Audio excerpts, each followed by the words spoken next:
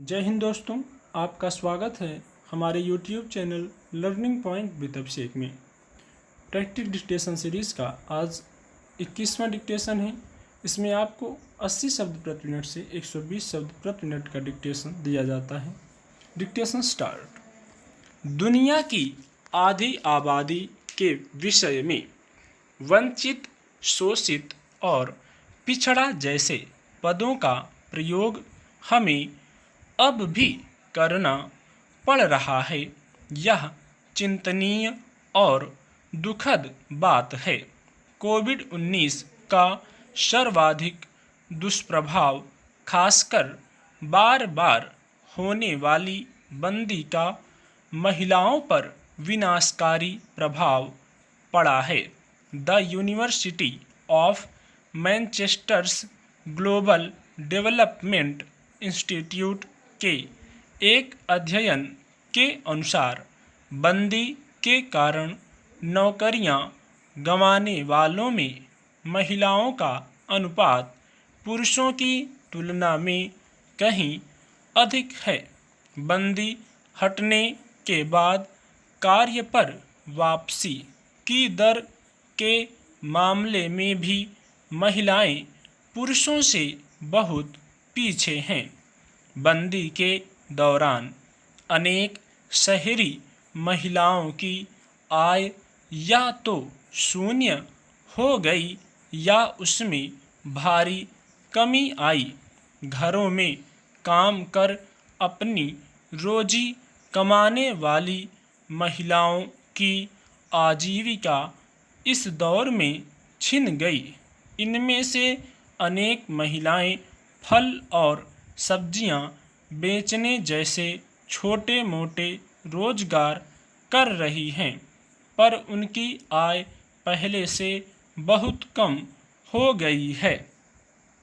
विश्व स्वास्थ्य संगठन के 2019 के एक working paper gender equity in the health workforce के अनुसार स्वास्थ्य और सामाजिक क्षेत्र में 70% कार्यबल महिलाओं का है। अगर औसत लैंगिक वेतन अंतर निकाला जाए तो यह स्वास्थ्य कर्मियों के लिए 28% है। इसके बाद भी कोरोना के दौरान नर्सों और शिशु देखभाल कर्मी तथा महिला सफाई कर्मी चुनौतीपूर्ण और कई बार असुरक्षित तथा भयावह परिस्थितियों में अपने दायित्वों का निर्वाह करती रही हैं। सितंबर 2020 की यूएन वीमेंस रिपोर्ट दर्शाती है कि महिलाएं कोविड-19 के कारण सर्वाधिक प्रभावित आर्थिक क्षेत्रों से संबद्ध होने के कारण बहुत तेजी से नौकरियां गंवा रही हैं और उनकी आय के स्रोत छिन रहे हैं। इस रिपोर्ट के अनुसार कोविड-19 के कारण वर्ष 2021 के अंत तक 9 करोड़ 60 लाख लोग चरम निर्धनता की स्थिति में पहुंच जाएंगे। इनमें 4 करोड़ 70 लाख महिलाएं होंगी। मैकिन्से की जुलाई 2020 की एक रिपोर्ट के अनुसार महामारी के कारण महिलाओं की नौकरियां खोने की दर पुरुषों की तुलना में 1.8 गुना अधिक है। निर्धन महिलाओं की स्थिति और दयनीय है। उनके द्वारा बुरे समय के लिए जमा की गई छोटी छोटी बचतें खर्च हो गई हैं। सुरक्षित रखे गए थोड़े बहुत पारंपरिक गहने भी बिक चुके हैं। अधिकांश निर्धन महिलाएं सूदखोरों के अंतहीन चक्र में फंस चुकी हैं। गरीबी है तो भोजन की समस्या ने भी विकराल रूप धरा है। परंपरा के अनुसार सबसे अंत में खाने वाली महिलाओं की थाली प्रायः खाली रहने लगी है।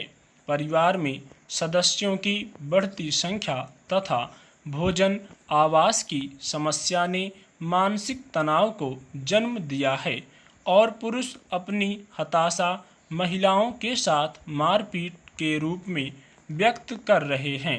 राष्ट्रीय महिला आयोग के आंकड़े बताते हैं कि मार्च 2020 में पूर्णबंदी के बाद घरेलू हिंसा के आंकड़ों में दोगुनी वृद्धि हुई।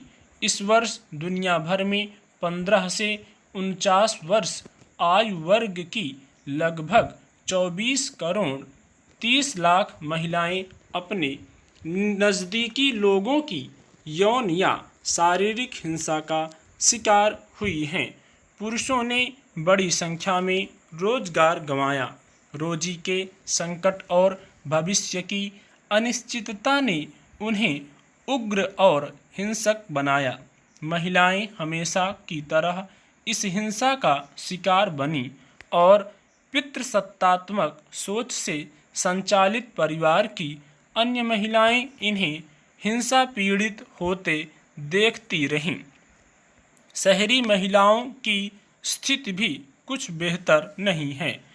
वीमेन इन टेक्नोलॉजी इंडिया का एक अध्ययन बताता है कि आईटी, टेक्नोलॉजी, बैंकिंग तथा वित्तीय क्षेत्र में कार्य करने वाली 21 से 55 वर्ष की अधिकांश महिलाएं घर से काम कर रही हैं और चूंकि बंदी के कारण सभी सदस्य घर पर थे और बाहर कोई सुविधा या सहायक भी उपलब्ध नहीं था, इसलिए घरेलू कार्य बढ़ा।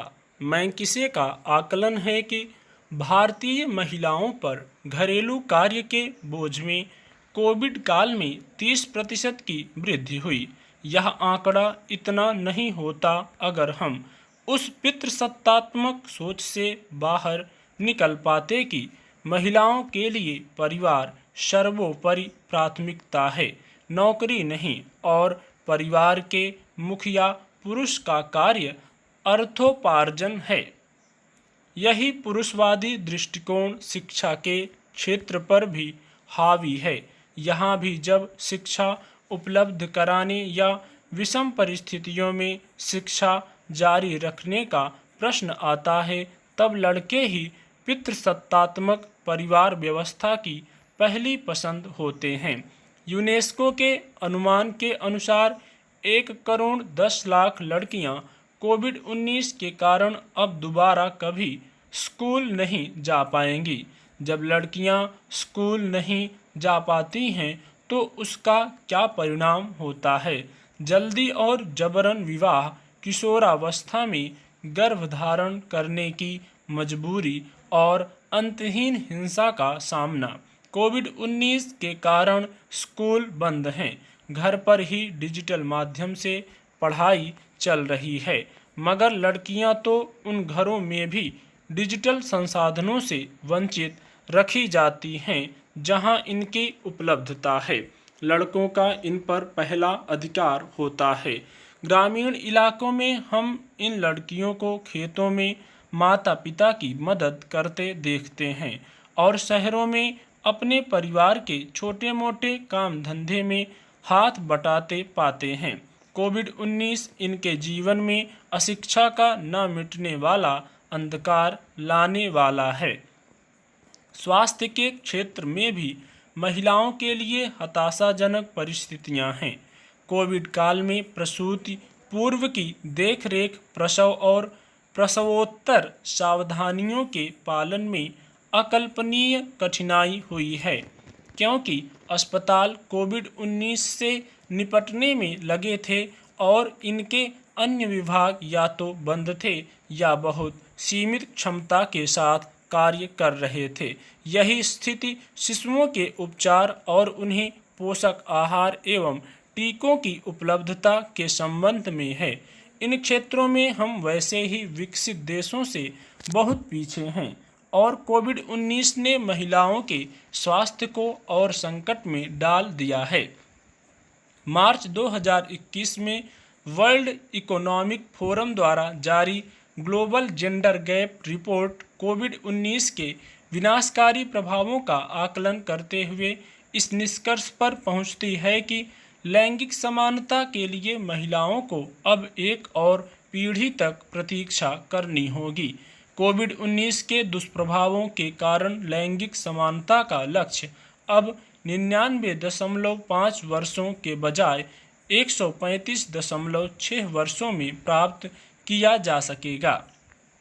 यही स्थिति आर्थिक क्षेत्र की है, पर लिंग आधारित आंकड़े एकत्र करने का न तो कोई तंत्र पहले था, न अब बनाने की कोई कोशिश हो रही है। जो भी आंकड़े आ रहे हैं वे स्वतंत्र संस्थाओं के हैं। Centre for monitoring Indian economy के अनुसार महिलाओं की बेरोजगारी दर छलांग मारकर 17% पर पहुंच गई है, जो पुरुषों से दोगुनी से भी अधिक है। द नाज फाउंडेशन का एक सर्वे बताता है कि भारत में महिलाओं की साप्ताहिक आय में मंदी के कारण 76% की कमी देखी गई है। डेलॉयट का आकलन है कि कोविड-19 के बाद भारत में लैंगिक असमानता तेजी से बढ़ेगी। लिंग भेद को प्रश्रय देने वाली व्यवस्था द्वारा पारंपरिक रूप से महिलाओं और पुरुषों के लिए जो भूमिकाएं निर्धारित की गई हैं, कोरोना से संघर्ष की हमारी रणनीतियों में उन्हें यथावत रखकर एक तरह से उनका अनुमोदन ही किया गया है। विशेषज्ञों के अनुसार कामकाजी महिलाओं के लिए परिवर्तनशील और लचीले कार्य घंटे, छुट्टियों के सहानुभूतिपूर्ण विकल्प तथा बच्चों की देखरेख एवं स्कूली शिक्षा की बेहतर व्यवस्थाएं इनकी परेशानियों को कम कर सकती हैं। घरेलू हिंसा के मद्देनज़र तत्काल कानूनी, चिकित्सीय और मनोवैज्ञानिक सहायता देने के लिए न केवल आपात सेवाओं की शुरुआत करनी होगी, बल्कि यह सुनिश्चित करना होगा कि वे सुचारू रूप से चलें। जब स्कूल दोबारा खुलेंगे तब लड़कियों को वापस उन तक लाने के लिए सरकार और सामाजिक संगठनों को प्रभावी प्रयास करने होंगे। स्टॉप।